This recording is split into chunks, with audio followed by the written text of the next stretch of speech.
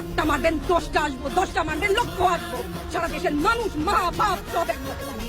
ওদের সন্তানকে মানুষ করার জন্য আমাদের কাছে শিক্ষকদের কাছে পাঠিয়েছিল। কি জবাব দিব? আমার তো কোনো মুখ নাই, আমি শিক্ষক, আমার ভাষা নাই।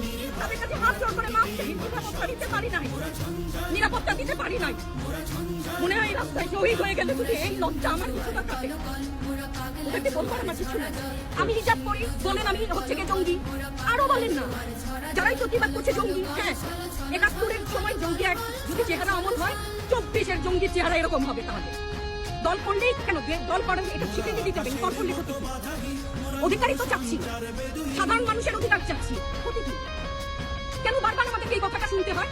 এই বিভাজনের সুযোগটা তারা বারবার নিয়েছে। আবার কেন পিছু হটবা না, ভয় পাবা না। তোমাদের শিক্ষক আমরা লজ্জা পাই, তোমাদের থেকে শিখেছি। তোমরা যেমন আছো আমরাও আছি। যতদিন না নয় তখন ওদের মা না হয় ততদিন মাত্র।